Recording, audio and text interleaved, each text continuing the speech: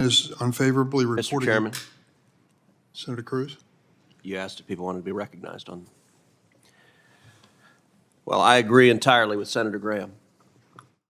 The judges that have been nominated by Joe Biden have been extraordinary. They have been extreme.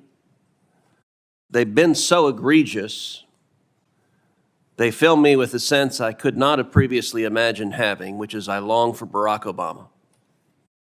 Because although I disagreed with many of President Obama's judicial nominees, they were comparatively moderate when put next to the radicals that the Biden White House keeps putting forward. You look at Judge Mustafa Kasubai, his questionnaire and history, and you would be forced to conclude that he is a radical leftist, if not an outright Marxist.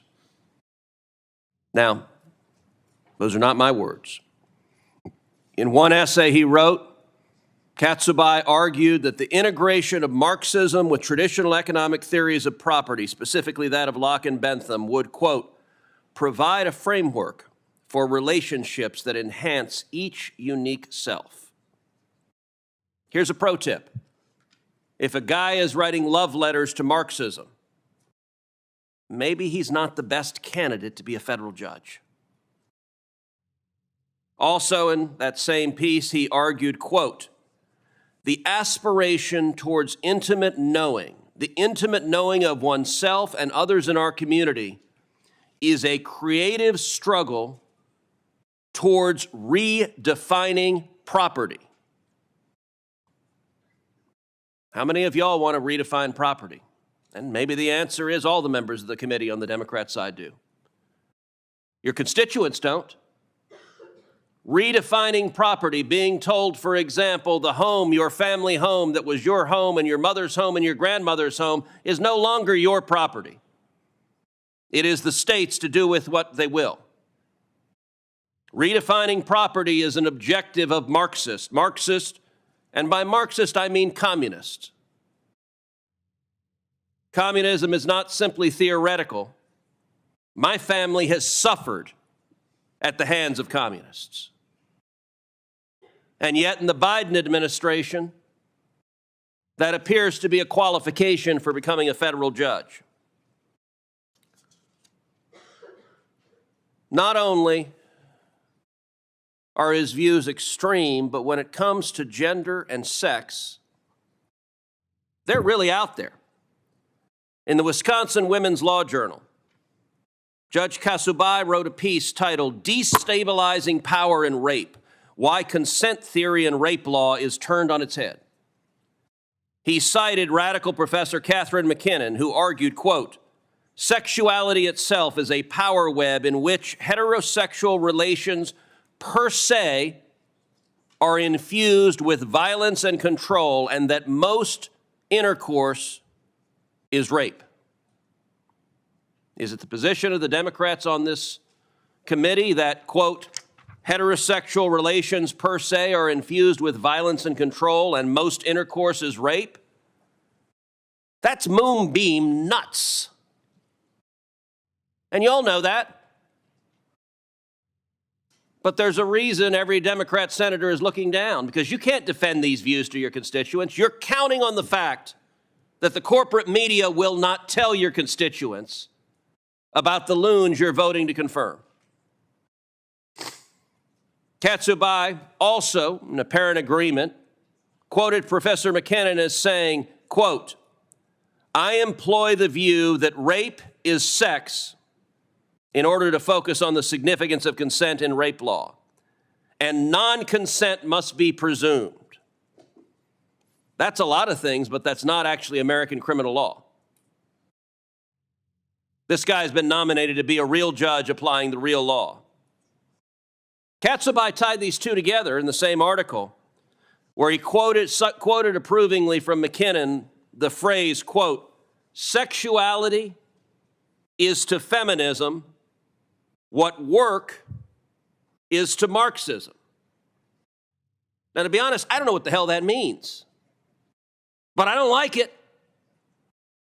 It's out there. What is it that you see this guy crowing about how wonderful Marxism is, and you say, hot diggity damn, we found us a judge?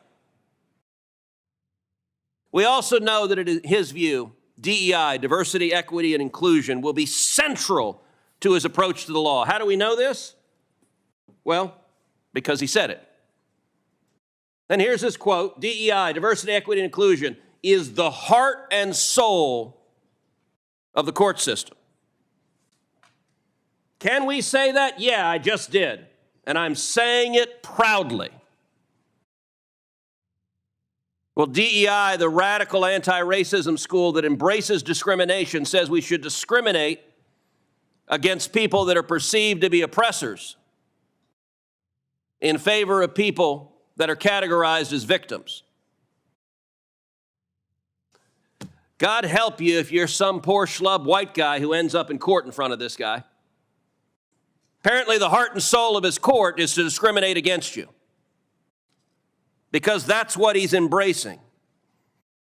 He's also said that America is, quote, deeply Islamophobic. Well, we're the freest nation on the face of the earth, and somehow he couldn't seem to be bothered to worry about the rabid anti-Semitism that we're seeing at radical schools across this country,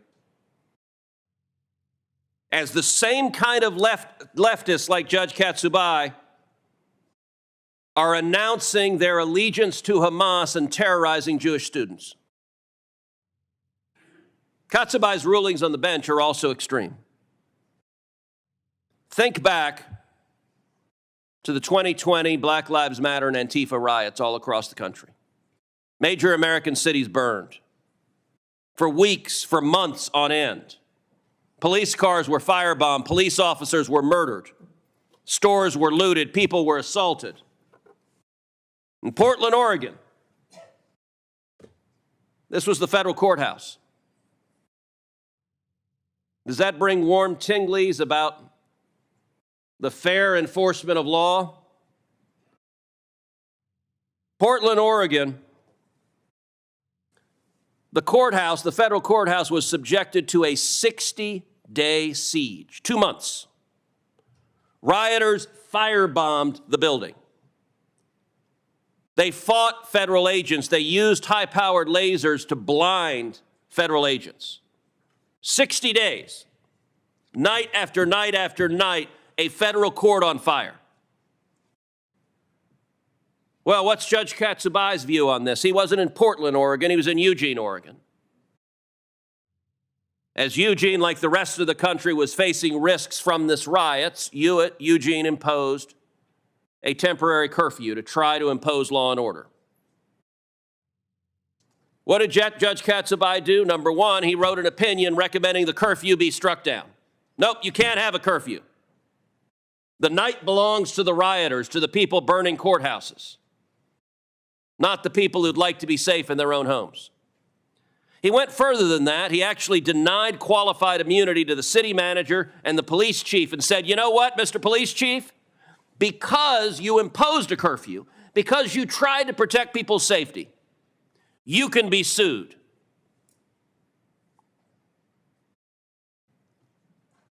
In effect, he said, sue them for trying to keep the people safe and take their last penny.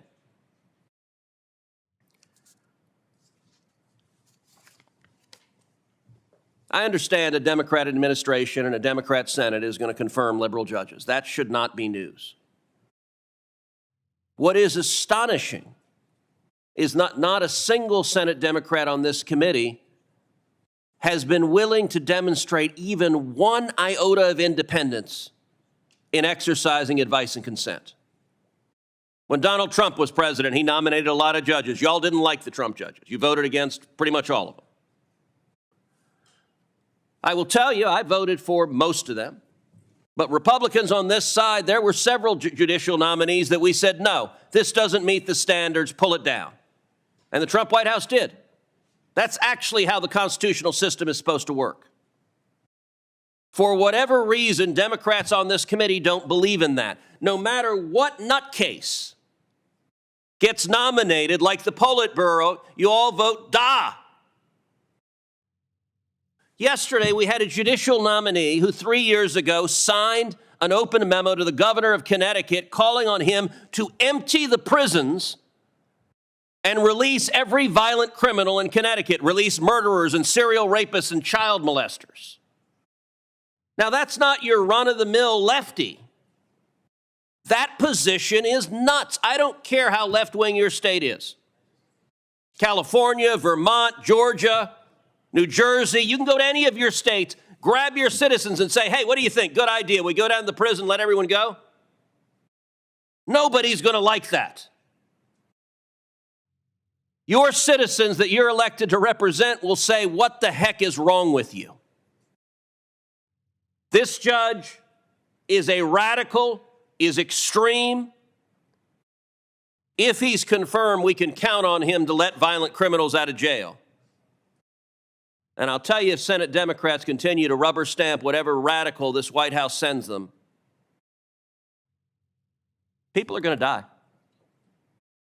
When you release murderers from jail, they turn around and they commit more murders. And when that happens, the work of this committee, rubber stamping, putting extreme radicals on the bench,